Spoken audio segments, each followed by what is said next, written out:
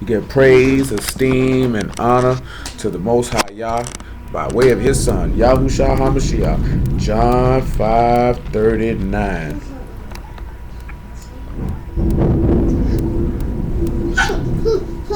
Don't get running here and around this house. Y'all get somewhere and sit down.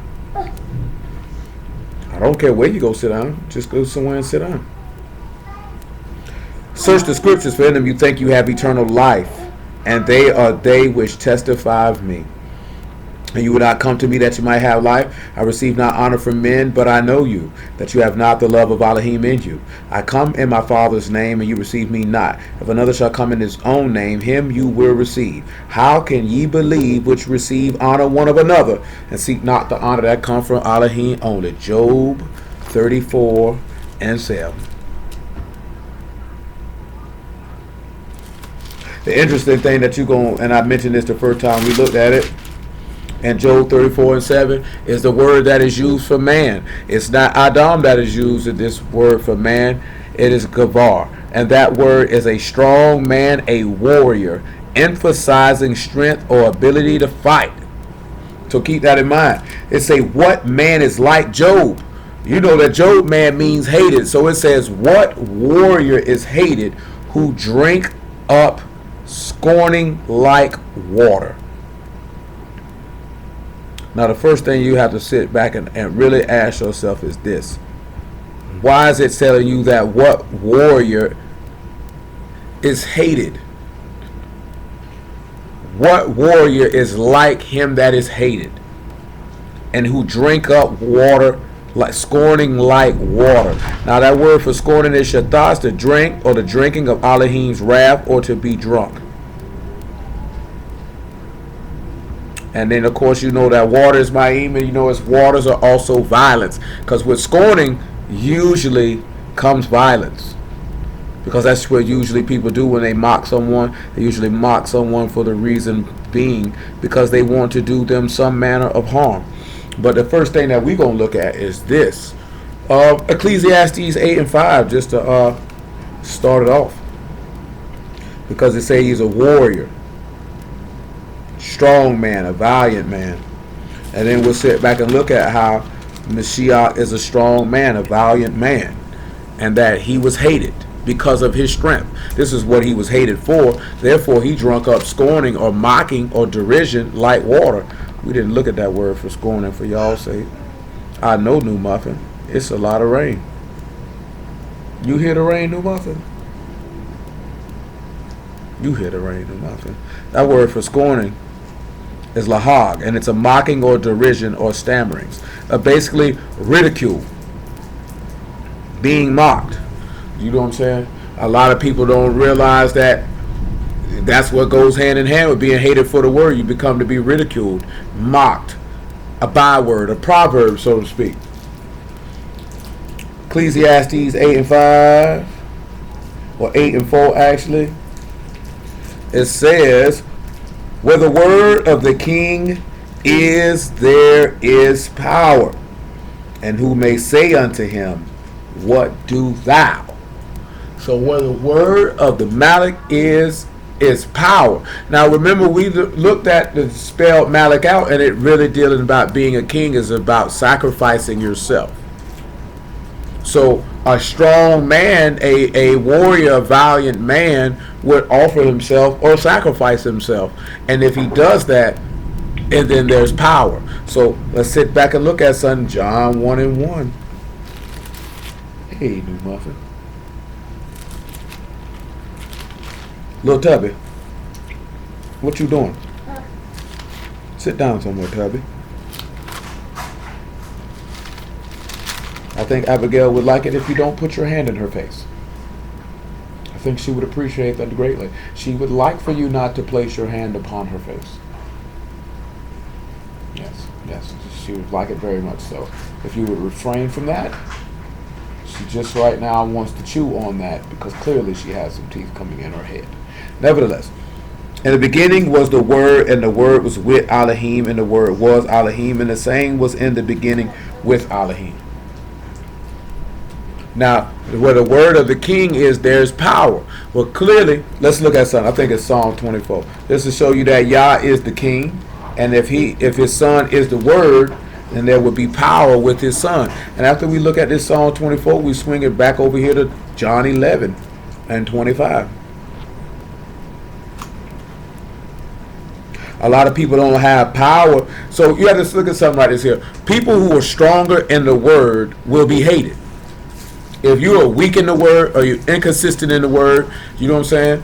And matter of fact, we'll look at something in Revelation chapter 3 with that, then you're not going to be hated. And as we know that a lot of men, especially those gentlemen on that be on these street corners, like to manufacture hate or persecution. Try to create it instead of letting it arise organically.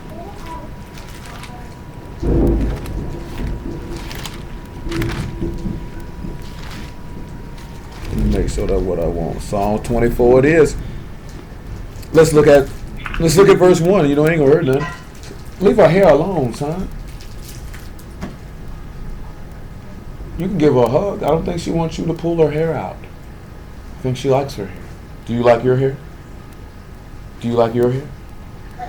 Do you like your hair? I'm not being funny. Do you like your hair? All right.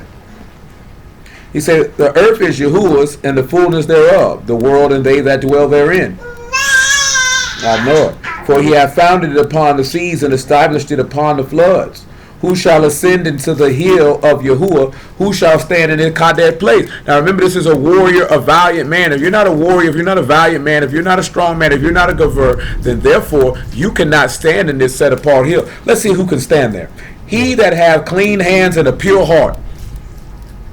Let's look at something in Matthew chapter 5 when we look at a pure heart. And then we'll look at him as having a clean hands. Because this is what's going to lead you to. We'll do the pure heart first. Because I started a little early, so I got a little bit more time. And then we'll look at having clean hands. And how is this going to be able to get you into the place that you need to be? Therefore, when you do these things, this is what's going to make you hate it. So let's look at Matthew 5. And then after that, 1 John chapter 3. Hey, New Muffin. Hey, Tubby. You got any snacks? Got some snacks? You got some snacks? You ain't got no snacks. Matthew chapter 5 and verse 8. Listen to him. Baruch are the pure in heart, for they shall see Alahym. Now he said a person that has a pure heart. Let's look at what that word for pure is going to be for us here. And then we got to establish what can make a person's heart pure. What can make your heart pure? A lot of us sit back and look at what causes a person's heart to be pure, because he says if your heart's pure, you're going to see Alahym. Now that word is simply bar, and it's a pure, clear, sincere, clean, and empty. Empty. So if we think about Hosea 11, right, we'll say Yasharal is an empty vine. He emptied himself out. Hamashiach emptied himself out of what? Blood and water. So if we sit back of what's going to cause us to be able to become pure, we have to empty out ourselves, which is going to go back to where the word of the Malach is power, meaning you would have to sacrifice yourself or offer yourself to be able to be made pure, to be washed. See, a lot of us like this here, right?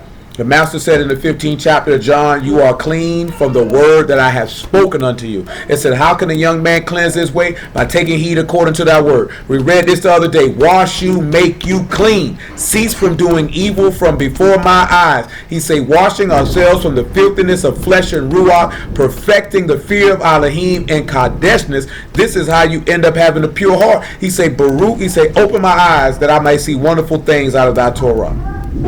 You wonder why some of the people were not able to identify that Yahushua was the anointed one of Yahuwah, the one whom he has sent, the one that were prophesied to come, because their hearts weren't pure.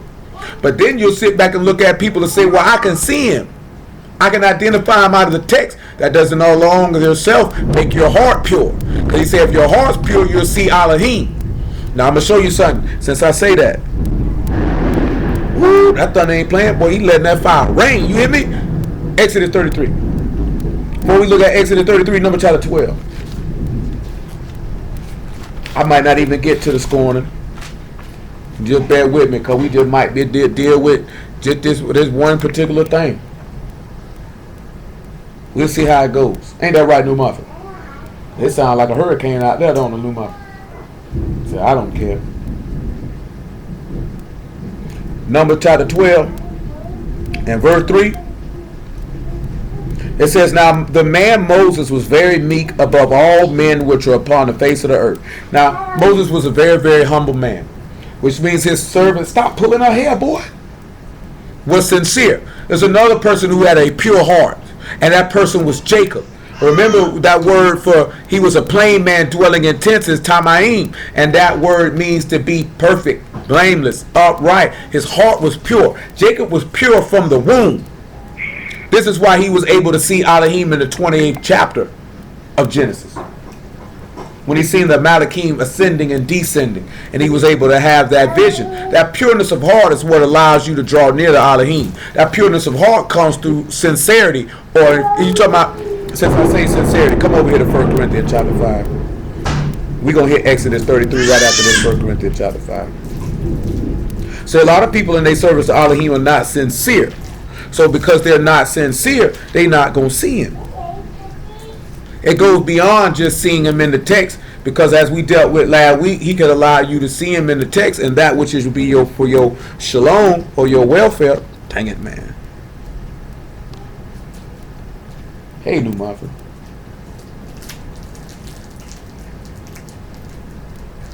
Hey, New Muffin.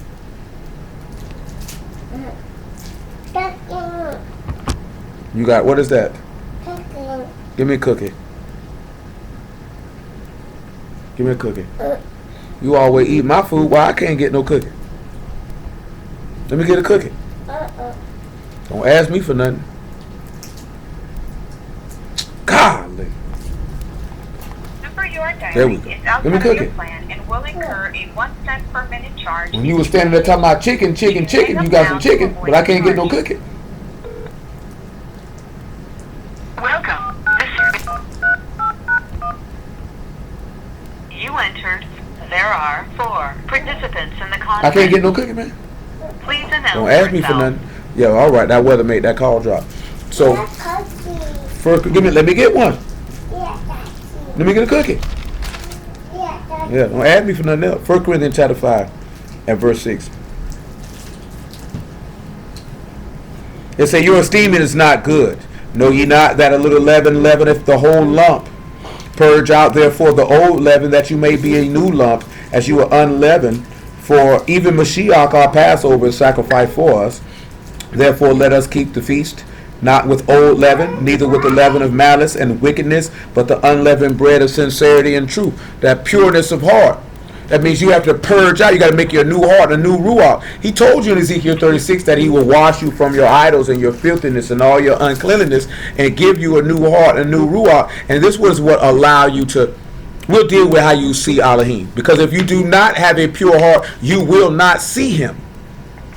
He said in Ephesians 5, Paul wrote to the Ephesians that by the washing of water of the word ought to cleanse your conscience, that you offend not against Alahym or man. There are certain things and activities that we would not be partaking in if truly our hearts were pure. He said, wash you, make you clean, cease from doing evil. He said, learn to do well and execute judgment. These are the key things that's going to show forth that you got to have a pure heart to see Alahym. Seeing Alahym ain't got nothing to do with seeing this man out this text. We talked about that last week, because he said many people were prophesying his name. So these people may have been able to see him in the text and be able to speak of him and preach of him, but yet he say, depart from me, you work of iniquity, I never knew you. So to see Alahym is not necessarily seeing him out of the text. That doesn't denote that you have a pure heart. Let's look at 1 John chapter 3 though. Matter of fact, let me look at Exodus 33 before we look at 1 John chapter 3.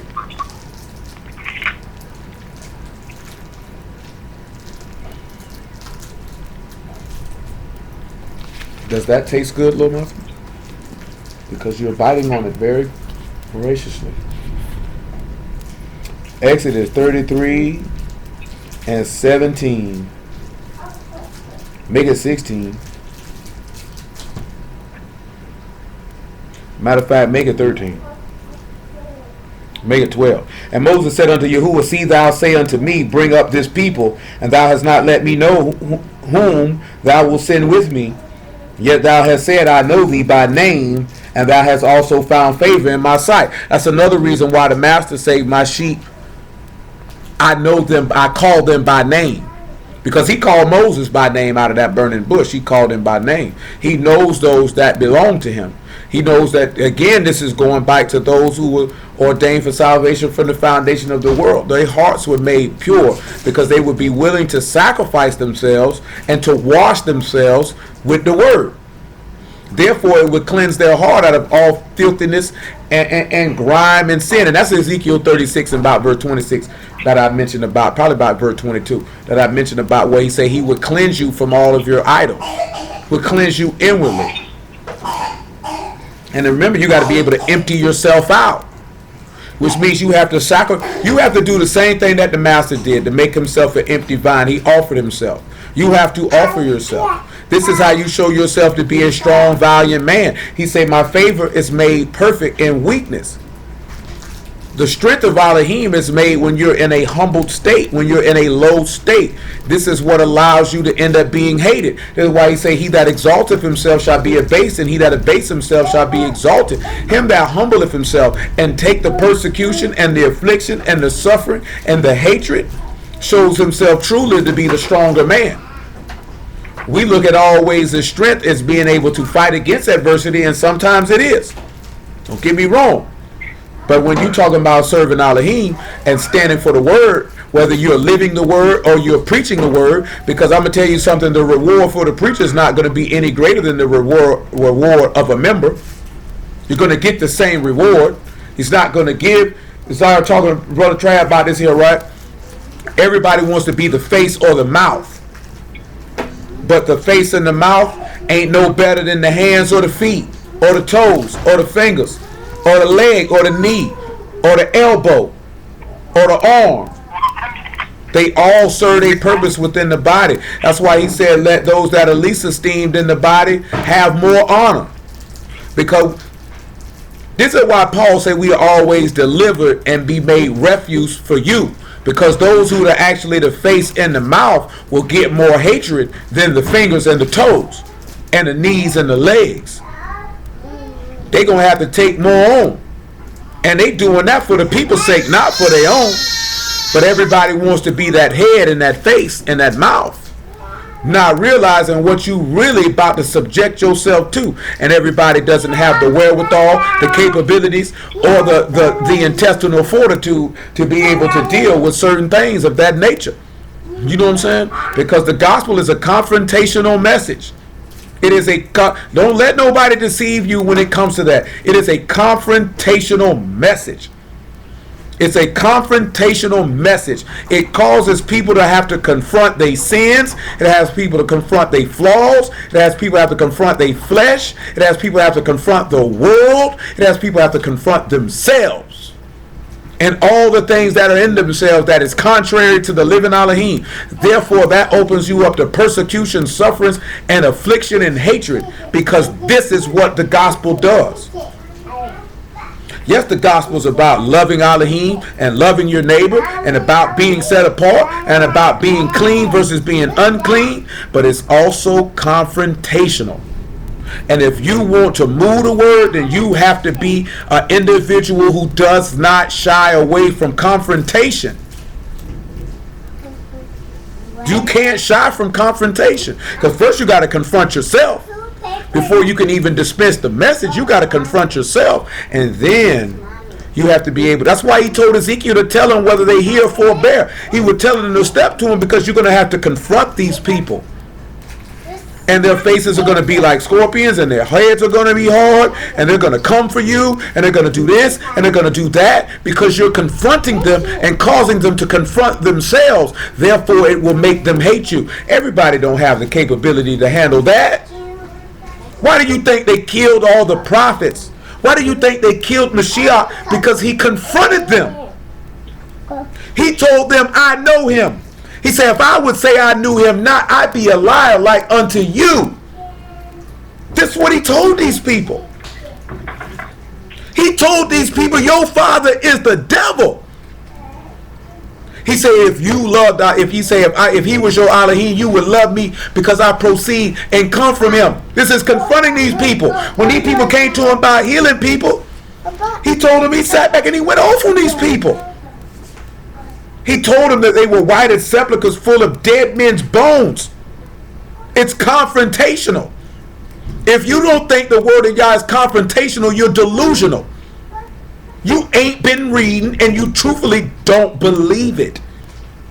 Because it is a confrontational message. And the first person you have to confront is yourself. And you have to look at all the things that are vile within you that are contrary to the word. And that's the thing that don't know.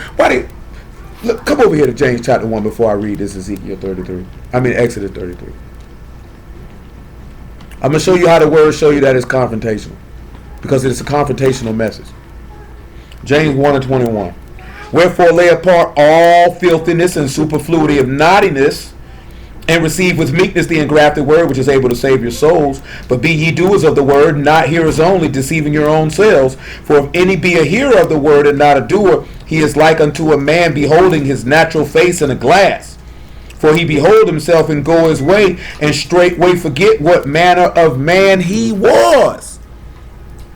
So when that word is in your face, it's causing you to look at yourself and confront yourself. A homosexual does not want to hear he's a homosexual if he doesn't want to repent. A whoremonger or a fornicator or a liar or a malicious or a spiteful or a gossiper or a liar or a thief or a murderer, they don't want to be confronted with that. An unbeliever, someone with weak faith, someone with weak belief, they don't want to be confronted with that. Because it's going to have to cause them to confront what is wrong with themselves, which is keeping them separated from Alahym, and they would rather you not do that. They would rather you tell them something that will cause them not to confront and deal with themselves according to the word.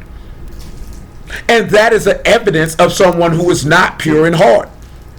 Someone pure in heart is going to behold their face in that natural glass, and they're going to be a hearer, a doer, and not a forgetful hearer of the word, and they shall be blessed in their deed. Nevertheless, Exodus 33. Praise Yah for the word. Hey, mother. Yes. I see you, new mother. Hey, new mother. Well, we at 33 and 13.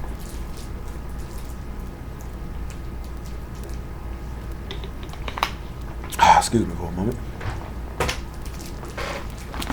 Now therefore I pray thee, if I found favor in thy sight, show me now thy way, that I may know thee, that I might find favor in thy sight, and consider that this nation is thy people.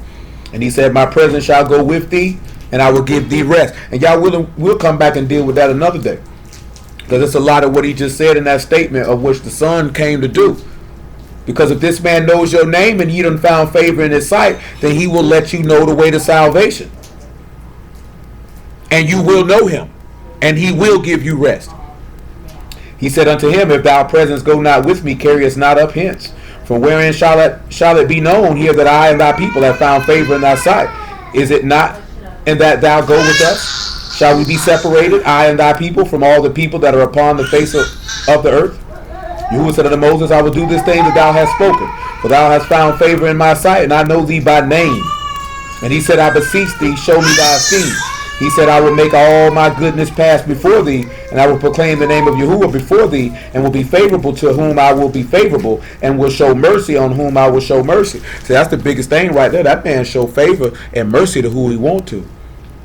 And you know, a lot of people feel like that he shows them favor and mercy, but it's usually always aligned with things that are natural, and very rarely things that are spiritual. Very rarely do you hear people say that.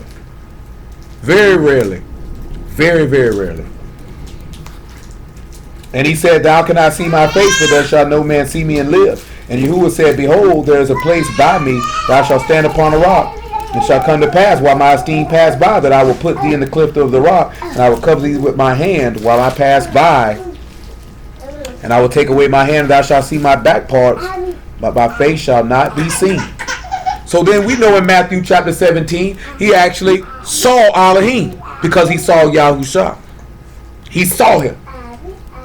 Because we know that Moses was pure in heart in everything that he did. Even when he spoke presumptuously by striking the rock versus speaking to it, it wasn't because of any insincerity in his heart. The book tells you it was because of the people. The people caused him to do that. Caused him to not weigh out what he was doing before he did it. Basically let his anger take control of him and cause him to do something that wasn't wise. Let's look at 1 John chapter 3. Because remember, he said, you will know me. I know you by name. Look at 1 John 3 and 1. He said, beloved, what manner of love hath the Father bestowed upon us, that we should be called the sons of Alahym. Therefore the world knoweth us not, because it knew him not. Beloved, now we are the sons of Alahym. It doth not yet appear what we shall be, but we know that when he shall appear, we shall be like him, for we shall see him as he is. Every man that hath this hope in him purify himself, even as he is pure. Now we know that the Father is pure. We know that Mashiach poured himself out of blood and water and filled himself up with the Ruach, purifying himself by the Ruach HaKadosh to become the son of Alahym and purge off the sinful, filthy flesh. Now when you look at him taking Moses and covering him and allowing him to see his back parts, and then in the vision on the mount in Matthew 17, he calls them to see. He allowed Moses to see Yahusha, or to see Alahym, or to see his esteem. He saw him because of his pureness of heart, and he saw him as he was. And that's the state that for us to see Alahym is not seeing him in the text, but that vision on the mount is a foreshadowing of this here in Revelation 22. Because he say, blessed are the pure in heart, they'll see Alahym. Moses was pure in heart, therefore he saw Alahym. This is Revelation 22 and 1. If you be pure in heart, you will see Alahym. And then we'll end that with John 11 and 25, which I called for before, and then go back to Psalm 24. And he showed me a pure river of water of life, clear as crystal, proceeding out of the throne of Alahym and of the Lamb. And in the midst of the street of it, on either side of the river, was the tree of life, which bare 12 manner of fruits, and yielded her fruit every month. And the leaves of the tree were for the healing of the nations. And there shall be no more curse, but the throne of Alahym and of the Lamb shall be in it, and his servants shall serve him, and they shall see his face, and his name shall be in their foreheads. Now we just read in the law, it says you can't see this man and live. But now here in Revelation 22, it says that you will see this man's face. Those who stand with him will be the pure in heart to see Alahym. Because it says, remember, everyone who have this hope in here is purified himself, is pure, even as Alahym or Yahusha is pure. Because there was no guile, no iniquity, no uncleanliness in the son of Alahym. Because remember what he said, it's not what comes from, it's not without a man what defiles him, but what that is in a man that defiles him. What comes out of his mouth, because these things come out of your heart. And these are the things that have to be removed from your heart in order for your heart to be made pure. Because if you do not remove the evil eye, the blasphemies, the unbelief, the fornication, the adultery, the murderers, the whoremongering, the adulteries, and all of these things that are contrary to righteousness, you will not see Alahym. Don't get it twisted to thinking that, oh, I can see him in the book, meaning that you have seen Alahym. You have not seen Alahym till you stand before him on the last day in New Jerusalem, whether you enter in through the gates of the city. Then you have seen Alahym, and then it will be identified that your heart is pure. And if you want your heart pure, you got to purge out the old leaven and make a new leaven. Hello? Hello? Yeah, they still on my phone. John 11 and 25.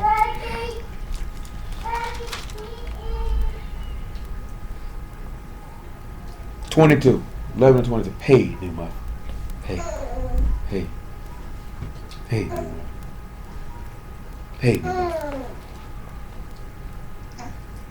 But I know that even now, whatsoever thou wilt ask of Alahym, Alahym will give it to thee. Yahushua saith unto her, thy brother shall rise again. Martha saith unto him, I know that he shall rise again in the resurrection at the last day. Yahushua said unto her, I am the resurrection and the life.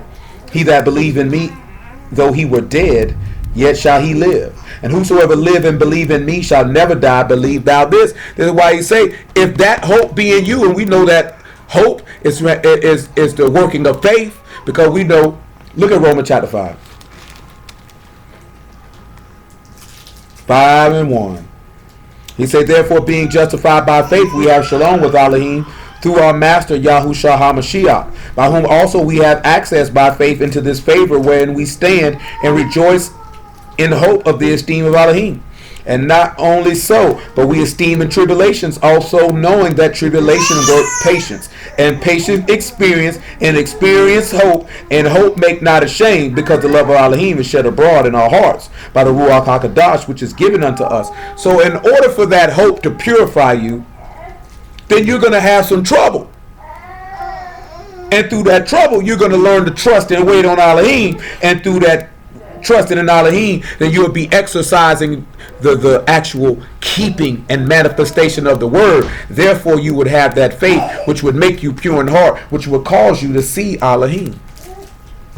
Nevertheless, back to Psalm 20. Now we're looking at clean hands. Now we kind of reference the clean hands part, so we go back to Psalm 24. That's the John 15. That's 15:1 or 15:2. That's the Ephesians 5:26. That's that 2 Corinthians 7:1. But we'll look at 2 Peter chapter 3 though. 1 Peter chapter 3. For at least one instance to read off the page versus what we done mentioned. You want to cleanse your hands, you got to wash it with the word. It's kind of like what Pilate did. When they came to kill the master, Pilate washed his hands of the situation. I don't have anything to do with this. I will not be a partaker in sin. This is what he did. He said he washed his hands. I won't have no part in this. This is what you have to do if you want your soul to be saved. You got to do what Pilate did. A group of people are running to sin. You have to wash your hands of the situation. My hands are clean. See, you know the part we look at niggas always want to use, I warned them, my hands are clean. Using Ezekiel 3 and Ezekiel 33. But if you're not a watchman, that don't pertain to you. It's not your job to warn the people that the sword is coming. If Yah hasn't set you up as a watchman to blow the trumpet to warn the people, you need to cleanse your hands of when sinners entice thee, that you consent not, that you don't run after a multitude to do evil, that you separate yourselves. He say, touch not the unclean thing and he will receive you. Keep your hands clean. Keep yourself abstaining from sin, and therefore you will have clean hands. This is what the Son did. This is what we must do. 1 Peter chapter 3. 3 and about 17, I suppose. 3 and 17. For it is better if the will of Alahym be so that you suffer for well doing than for evil doing. This is what happened to Job. Job didn't do anything wrong. He suffered for well doing and not doing evil. For Mashiach also have once suffered for sins, the just for the unjust, that he might bring us to Alahym, being put to death in the flesh, but quickened by the Ruach, by which also he went and preached unto the Ruachs in prison, which sometimes, no, we don't want you to do that. Which sometime with disobedience, once the long suffering of Alahym waited in the days of Noah, while the ark was preparing, when a few, that is, 8 souls, were saved by water. The like figure whereunto even immersion doth also now save us, not the putting away of the filth of the flesh, but the answer of a good conscience towards Alahym by the resurrection of Yahushua HaMashiach. So it doesn't put away the filth of the flesh, but it cleanses your conscience. Like it says, oh, your mommy has retrieved you. You are ready to get out of there, new muffin? You are ready to escape. Bye-bye, muffin. So it's tell you the same thing in Hebrews 9 and 14. That he say, if the blood of a heifer sprinkle into the unclean purify the flesh, how much more shall the blood of Mashiach, who offered himself without spot to Alahym, purge your conscience from dead works? This is how you got to get your hands clean. Come on back to Psalm 24. Praise Yah for the word. Praise Yah for the word. Verse 4 is where we at. I know I went a little bit long on that there. I need to get to the mocking, but hey man, Yah willing, I got another day, because I could take Proverbs 24 and put it Shabbat day, y'all spare our lives. And I can stretch this Job 34 over a span of 2 days. Most High willing. And hit it from every angle that it deserves to be hit from. Excuse me. He said, he that have clean hands and a pure heart, who have not lifted up his soul unto vanity, nor sworn deceitfully. So, when you're looking at lifting up your soul to nothing, this is exalting yourself. Whether it be through knowledge, whether it be through money, whether it be through esteem, whether it be through women, whether it be through whatever men lift themselves up for. That's why he said, how can you believe we seek honor one of another and not the honor that come from men only? He says those will be able to stand in his set apart hill, those who haven't lifted up their souls to vanity. We talked about how you got to be pure in heart and how you got to have clean hands. Now you can't be lifting your soul up to things that have no consequence. Then he say, neither swearing deceitfully. Don't be around here swearing on y'all name knowing you live in evil. Don't be talking about y'all liveth and all this old type of stuff. Telling lies, swearing on y'all, knowing you ain't got no intent on doing nothing that you said you were going to do. We all know the line from Scarface if you've seen the movie.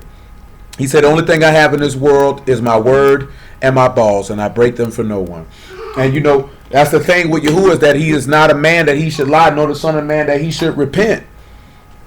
And that and what separates him from men and what separates him from all things that are called God in the earth and in heaven is the fact that he does not tell lies. He is a man of his word. He's a stand-up man. He's a stand-up individual. Therefore, when you as a man do not keep your word, then you are not a man anymore and you're nothing. Because he say a liar will not dwell in his sight. We don't have any business swearing deceitfully. And we know that when we stand up and say that you want to be immersed into this man's death, and then you know that in your heart you had no intent on doing nothing that the man told you to do. But yet when you went and did that, you said that you were going to die and serve him, that you would be put to death in the flesh, but be quickened by the Ruach to live according to righteousness from that point forward. Yet you knew you had no intent on doing that when you went to do it. Therefore, you have sworn deceitfully. Because when you did that, you made a covenant with this man and said everything that you said we will do. But yet you do not do. Why? Why? Doesn't make sense. Verse 5. He shall receive the blessing from Yahuwah and righteousness from the Alahym of his salvation. We know what the blessing is. But let's look at Romans 9 just for kicks. Praise Yah for the word. 9:30. What shall we say then? That the Gentiles which followed not after righteousness have attained to righteousness, even the righteousness which is of faith? But Yasharah, which followed after the Torah of righteousness, have not attained to the Torah of righteousness. Wherefore, because they sought it not by faith, but as it were by the works of the Torah, for they stumbled at the stumbling stone. As it is written, behold, I lay in Zion a stumbling stone, a rock of offense. Whosoever believe on him shall not be ashamed. I'm going to sit back and I'm going to be 100 with y'all. I'm going to tell you why Mo Brood not going to make it. Because you know what they seeking Yahuwah after? Things of the law, things of the flesh, that you know you Yasharal, that you keep the law, whether your culture, Hebrew names, all that stuff. That's seeking after the law of right. You ain't seeking the right the law of faith out of that, the righteousness which is of faith. You're not coming like Abraham coming. You're not coming like Isaac coming. You're not coming like Jacob coming. You're not coming like Hamashiach came. You're not coming like none of those men. I'm telling you, I seen a dude tell somebody that we supposed to be taking our culture back. That man ain't told you nothing about taking no culture back. Where do we read this stuff at? I just was telling my homeboy this earlier, man, on my way over here. We do a lot of stuff that is not in the text. He was talking to some brothers about cooking on the Sabbath. Everybody was giving him blowback about it. But you know what? Nowhere in the law does it tell you that you cannot cook on the Sabbath. Nowhere. You can't read it. You can't find it. Nowhere. First thing people read is Exodus 16. That's talking about manna. They ain't talking about cooking. Ain't no nigga getting no manna out the sky. Don't tell me to prepare no food on the 6th day. Nigga, you ain't got no manna. Because that's what he told him to get double for, was manna. Not no regular food, not no venison, not no chicken, not no beef, not no vegetables, not no fruit. He ain't tell him double up on that. He told him double up on manna. So don't try to take the manna and then inject it into something else where it don't apply. Because you're an idiot then. At that point, you're being an idiot. You know who told you not to cook on the Sabbath? Them white folks told you not to cook on the Sabbath. They the ones tell you can't cut no lights on, you can't do this. You know this thing, he said don't kindle no fire in the habitation. Yet the priest kindling fire in the temple every Sabbath. So clearly that wasn't what he was talking about. This the same man tell you cook on the feast day, which is a Sabbath, but you can't cook on the weekly Sabbath, which is a feast day. That's not common sense. Nowhere in the book does it tell you to go outside and look for a new moon to determine when a month starts. Nowhere is that in the book. It's not there. It's not there. So why are we doing it? Nowhere in the book did he tell you take your culture back. Your heritage has nothing to do with your culture. Your heritage was your inheritance or the covenant which he made with Abraham. That's your heritage. Not you knowing you Hebrew, not what clothes you wear, not what language you speak, not what name you give yourself, but taking back the covenant and following, trusting, hoping, and believing in Yahuwah Alahym. That's your heritage. You don't hear them niggas say that. They make niggas feel like they not standing for y'all based on the clothes they wear. You ain't got no fringes on. You not representing the culture. How about you represent Yahuwah? Them fringes don't mean you representing nothing. You just a nigga with some tassels on your clothes. And your heart still is dirty and your hands still unclean. So you still ain't gonna see Alahym. What was the cause? What was the purpose? Don't make no sense. You wonder why we stagnated? Because niggas pump faking, hypocriting, blodging. Like Paul said he won't vain esteem. This the problem. We done made everything, it's not about y'all no more. It's about us. We the people. We the people. Our culture. Where is y'all at in that play? Where is he at? Because it seems like we getting more esteem than he is. Why are we getting more esteem than the man who created us and created the covenant that he swore unto us? We didn't choose him, he chose us. But yet we running around here flapping our gums. Stuff don't make no sense to me. Just don't. And a nigga get mad at me because I'm not repping that. Nigga, I don't care nothing about that outfit you got on. I'm not impressed by that. I don't care nothing about them fringes. I don't care nothing about that name you gave yourself. Nigga, what does that mean to me? What does that mean to me? When that man say, make sure the inside of the cup clean before you worry about the outside, get that heart pure. Nigga, you can have all that, did all that stuff, and your heart still be vile. What was the point? And then when you talk like this, you end up being hated because you got to show yourself to be a man. That's what David told Solomon. That's what the fathers told the son. Show yourself a man. That means men have to be strong. You got to be valiant. You got to be a warrior for Alahym. Warriors take confrontation. Warriors do not buck confrontation. Job didn't buck confrontation with his friends. He stood in the paint like a man and addressed them every single time. That's what warriors do. Warriors never back down from confrontation. You back down from confrontation, you're not a warrior. What confrontation did you see David back down from? None. That man sat back and went away from Saul and Absalom to spare him because he already know to go for him. He could kill him. He spared Saul too many times. So you know he ain't back down from confrontation. Ain't no father gonna kill his own son. I'd rather go away from you than have to murk you because I know everybody riding with me gonna kill you, boy. And you my son. They killed his son. His son was dead wrong. That man weak. He was devastated. He know his son was supposed to die. That's still my son though. So don't think he was running from Absalom because he was scared of confrontation. That was to spare his own son. No father gonna kill his son. This man got the heart of Alahym. He gonna have long suffering and mercy on his son, even when his son's a blithering idiot. Men of Alahym do not buck confrontation. They take it head on, and confrontation ain't always going head to head against another man. Confrontation ain't always necessarily you have an issue with another man. It's standing up for what's right in the sight of all men all the time. Nevertheless, this is the generation of them that seek him, that seek thy face, O Jacob, Selah. Lift up your heads, O ye gates, be ye lift up, everlasting doors, and the Malach of esteem shall come in.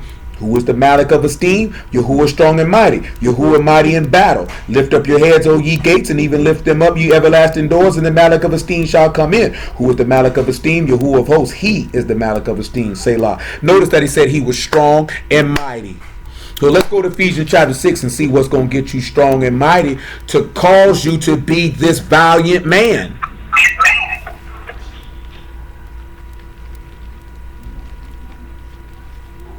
And then you'll be hated like Job.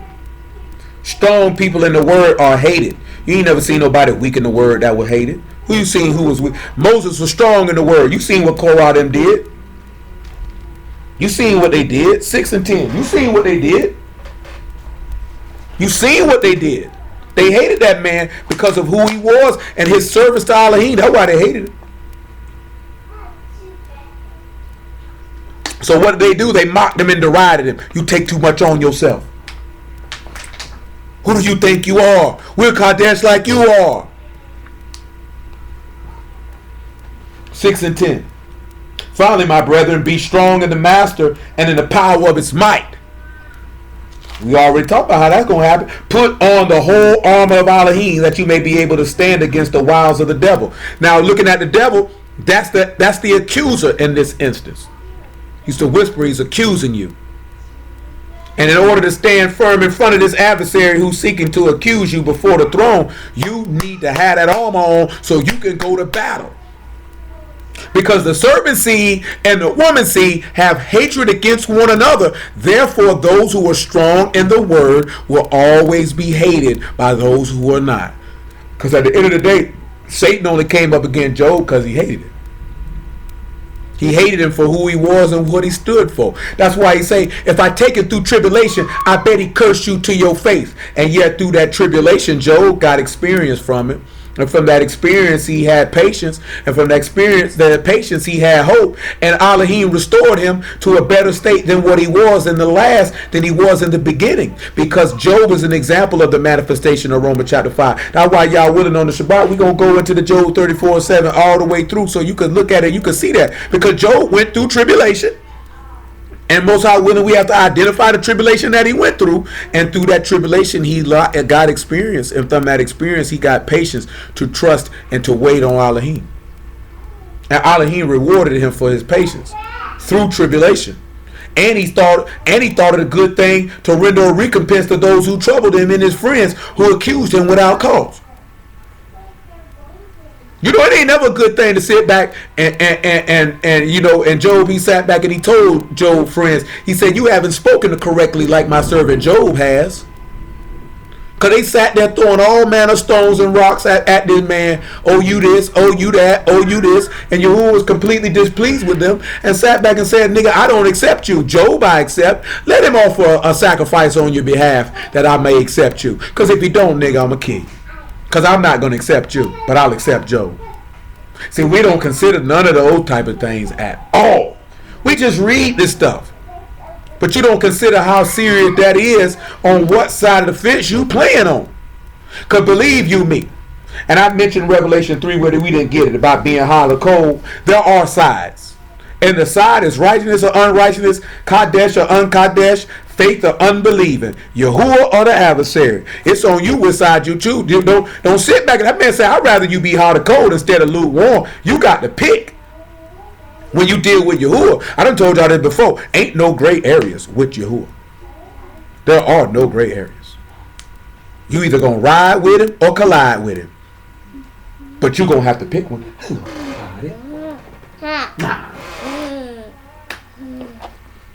That's where we at. 6 and 12. For we wrestle not against flesh and blood, but against principalities and powers, and against rulers of the darkness of this world, against spiritual wickedness in high places. Wherefore take unto you the whole armor of Alahym, that you may be able to withstand in the evil day, having done all to stand. Stand therefore, having your loins girt about with truth. Well, you had to sit back. You need to have that word in your belly. Remember, he said it's not what goes into the belly that defiles a man, but what comes out. So what is in you is the word, and you need to have that faith in your belly. He said, he that believe on me, as the scripture has said, out of his belly shall flow rivers of living water. Your belly need to be girded about with the faith, with the amunah, with the amat, with the firmness, with the faithfulness. That's what your loins need to be girded about with. Therefore, you will have strength. Nevertheless, in having on the blessed prey of righteousness, that pure heart of faith, because now your heart is protected. He said, if possible, he would deceive the very elect. But see, if your heart is girded about and guarded with the word, can't nobody penetrate that breastplate because it's solid. A lot of people are getting that breastplate penetrated. Their hearts is getting pricked and cut because they don't believe. You didn't really believe. One thing for certain, two things for sure. Adversity shows where people's faith is at. Put a man in an adverse situation and you will see his mettle. You will see his character. You will see his strength. And you will see where his hope lies. Put him in a state of adversity. That's all. Put him in a state of adversity.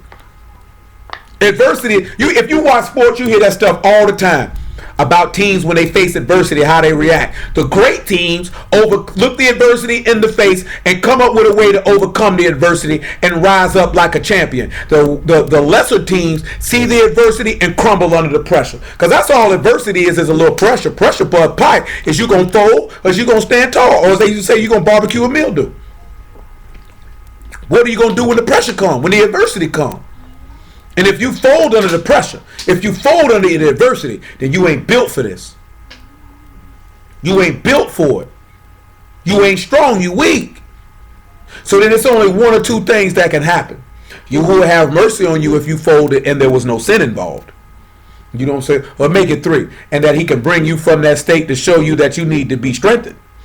If you folded and sin was involved, we pray you who will forgive you of that sin, give you an opportunity to redeem yourself, that you can stand tall, or the reverse is you are cast away because he see that you are not worthy of him.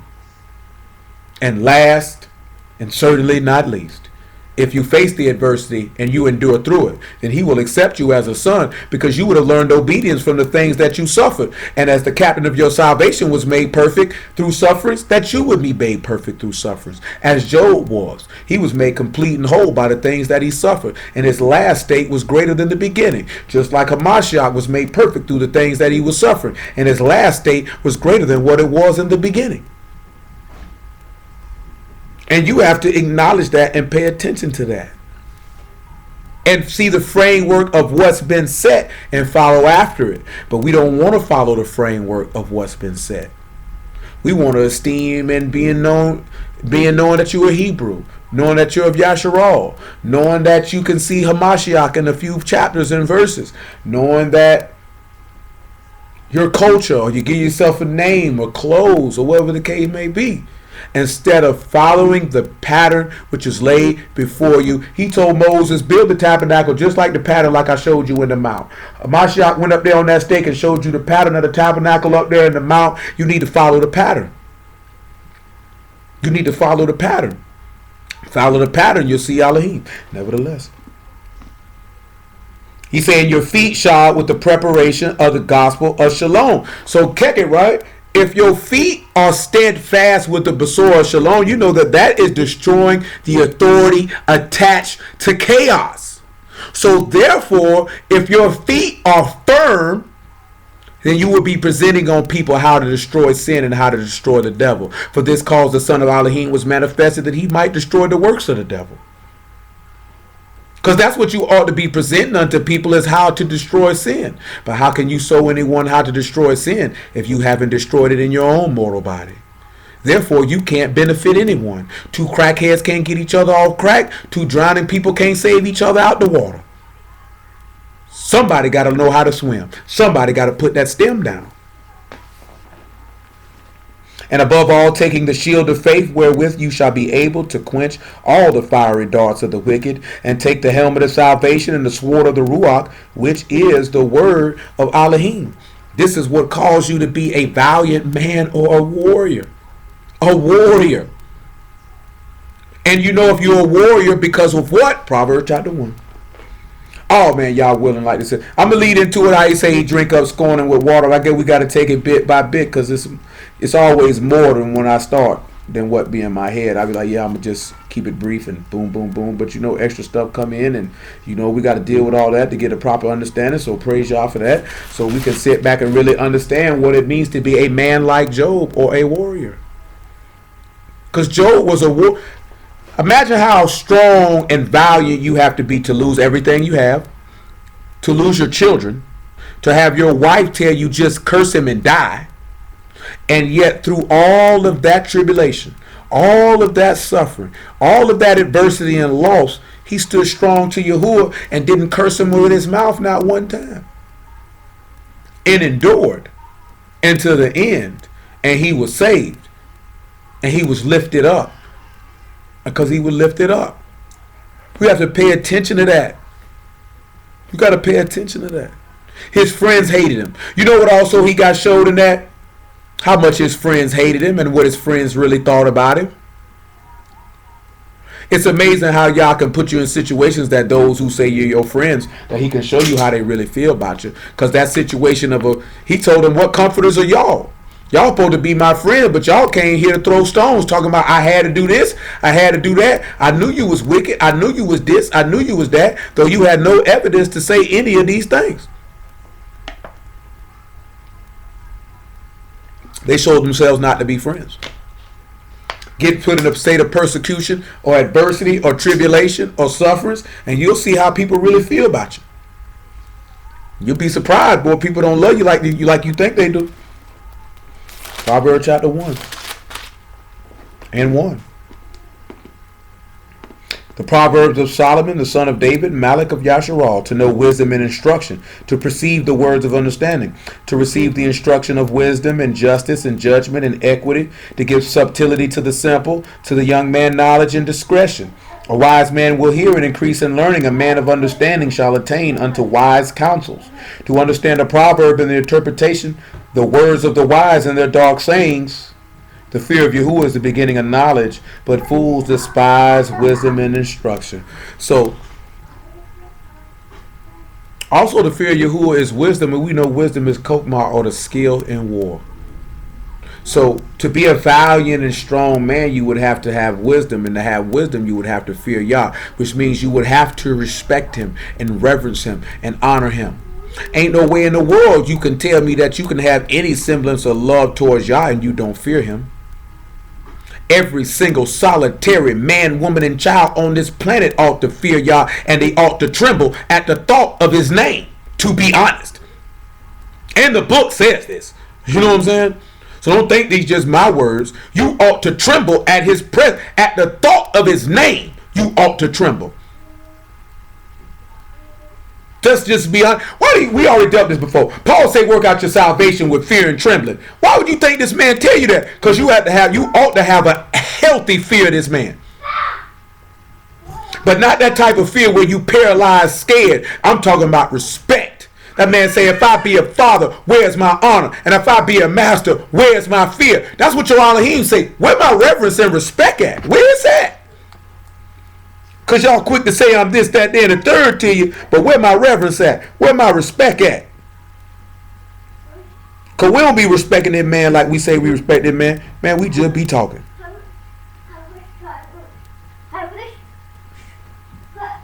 Isn't that something? Book of Malachi doesn't seem to be on here. Interesting. Interesting indeed. Nevertheless, we won't look that word up. Let's swing back over here to Job 34 real quick. Stinking phone ain't about nothing. How the phone on the charger and lose power. Never understood how the phone could be on the charger and lose power. You know what I'm saying? How does that happen? So when we look at a man strong like Job, and how he was hated, we need to look at something in Luke 22. And most High willing, what I'm going to do is I'm going to go into that, Yah willing, in greater detail Shabbat night. No, we setting the stage. We're just setting the stage. I want you to look at Luke 22. I'm finna get ready to let y'all slide. We're looking at Luke 22, verse 42. And then after that, John 15 and 20. Or 15 and 19. And then we're going to slide. On out the way.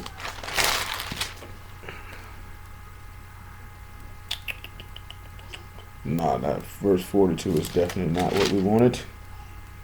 Need to back it up a little bit. 22 and probably about 24. And then we'll deal with the drinking up scorn and see what happened and what caused him to end up being scorned when he drunk it, since we're dealing with the part of who is a strong man who is hated. Now, we haven't gone into the hated part as deeply as we are going to. So Most High willing, on Shabbat night, that's what we'll deal with. The strong men who are hated. Men like Moses, men like David, men like Isaiah, men like Jeremiah, men like Yahusha, men like Elijah, men like Elisha, men like Paul, and see how their strength caused them to be hated.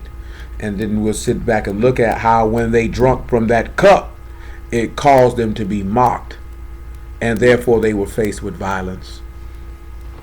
Nevertheless.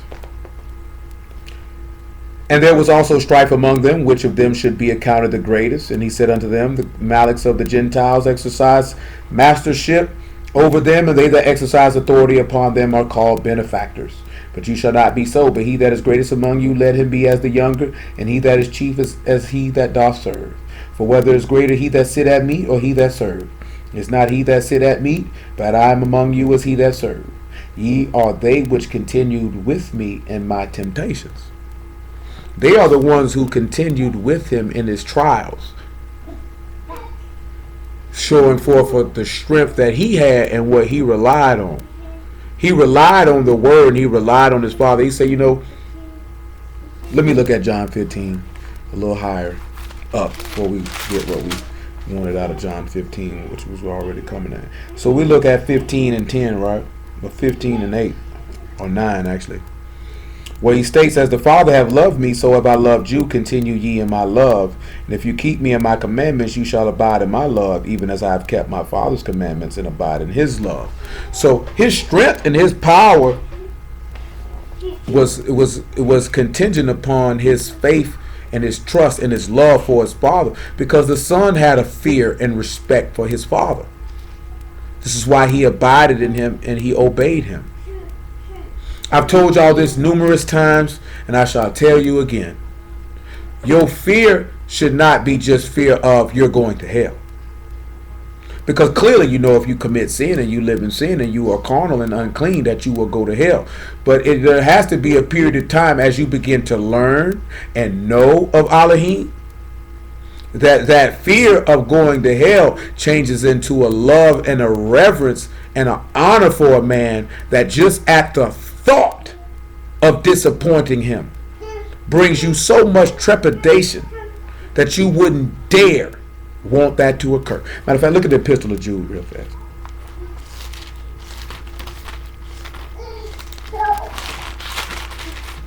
Right here in the Epistle of Jude,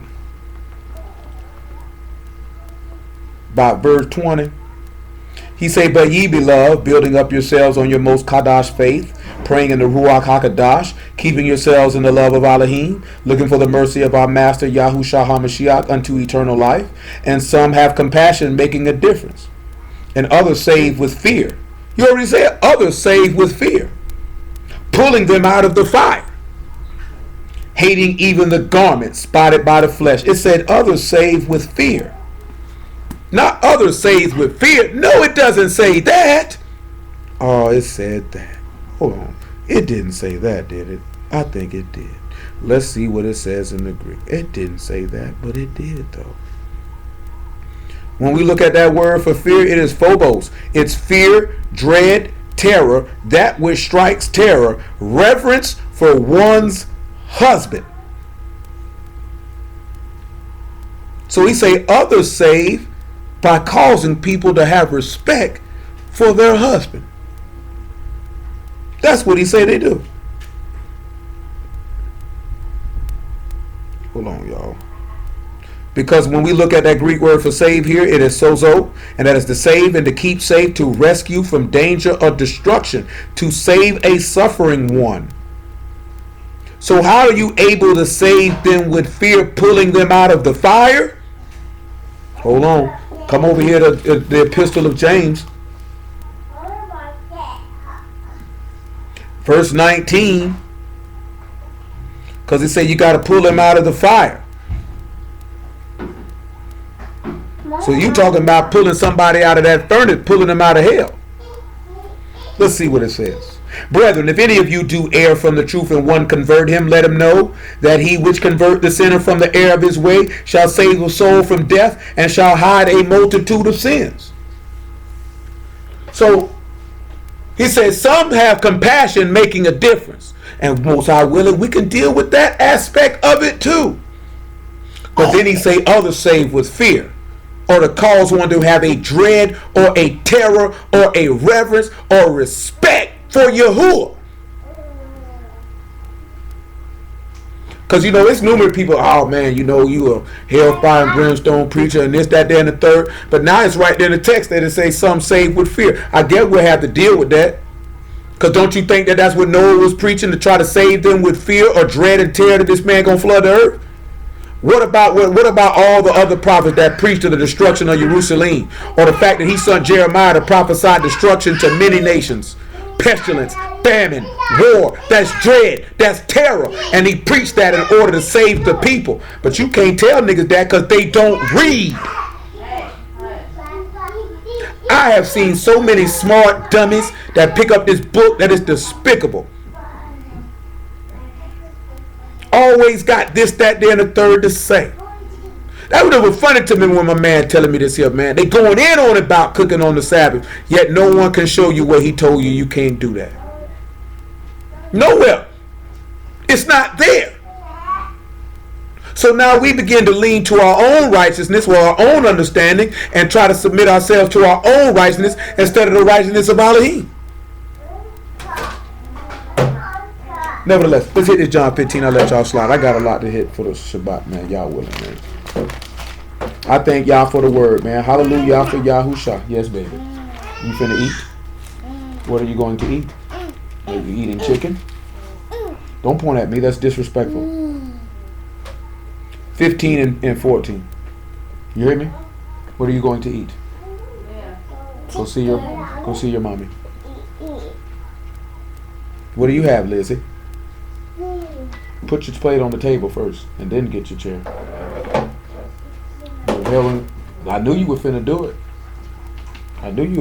Lizzie. You're holding that thing like it's floppy. Ye are my friends if you do whatsoever I command you. Henceforth I call you not servants, for the servant know not what his master do. But I've called you friends, for all things that I have heard of my Abba I have made known unto you. You have not chosen me, but I have chosen you and ordained you that you should go and bring forth fruit, and that your fruit should remain, and that whatsoever you shall ask of the Abba in my name, he may give it to you. These things I command you, that you love one another. If the world hates you, you know that it hated me before it hated you. If you were of the world will love his own. But because you are not of the world, but I've chosen you out of the world, therefore the world hates you. And we will use that parallel with Job.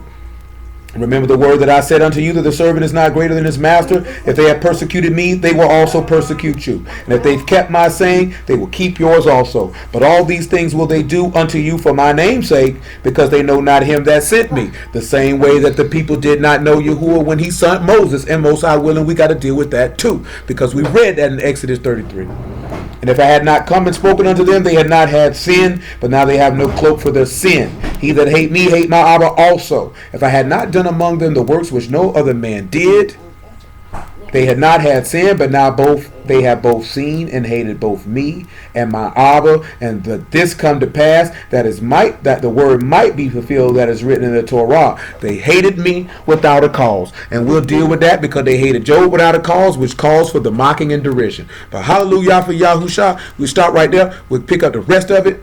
Y'all willing on Shabbat, completing everything that's contained in Job 34:7 to get a complete and full understanding of what was written.